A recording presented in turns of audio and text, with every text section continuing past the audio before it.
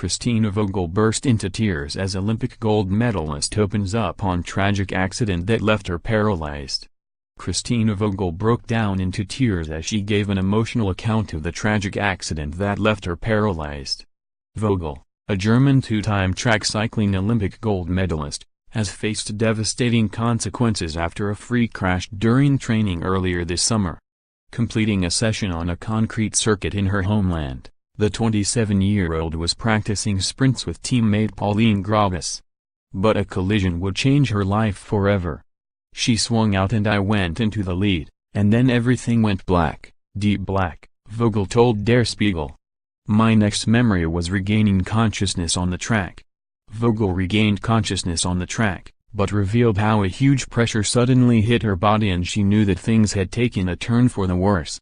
She said, "It was as if my whole body was swollen.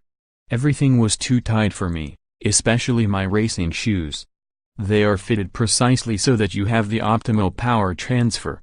I said, take my shoes off, just take my shoes off. And then I saw someone walking away with my shoes. But I hadn't felt it when they took them off. It was immediately clear to me, that's it. Now I'm a paraplegic. I won't be able to walk again." Vogel says that she was finding it hard to breathe following the incident and she begged her teammates to stay with her and hold her hand. After being taken to hospital in Cottbus, she was quickly transferred to Berlin Trauma Center by helicopter.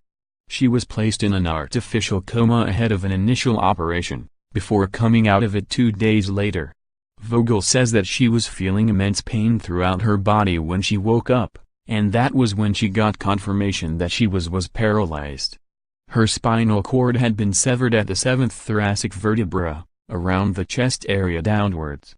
She says that she had to fight harder than she ever had done before, as was placed in and out of artificial comas and suffered a violent case of pneumonia.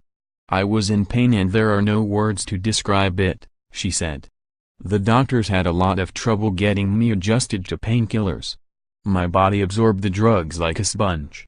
But they also couldn't give me too many because it would have paralyzed my lungs. At times, I really thought I was going to die. But I said to myself, you can't give up now. You have to carry on."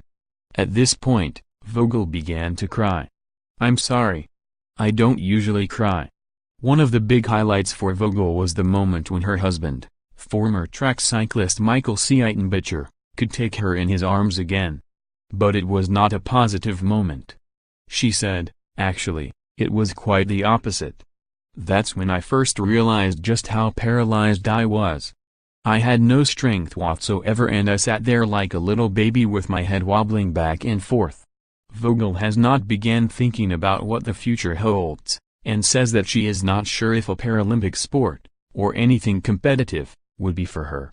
She is hoping to be out of hospital and back home by the end of the year, which will be granted if she can take care of herself on her own again.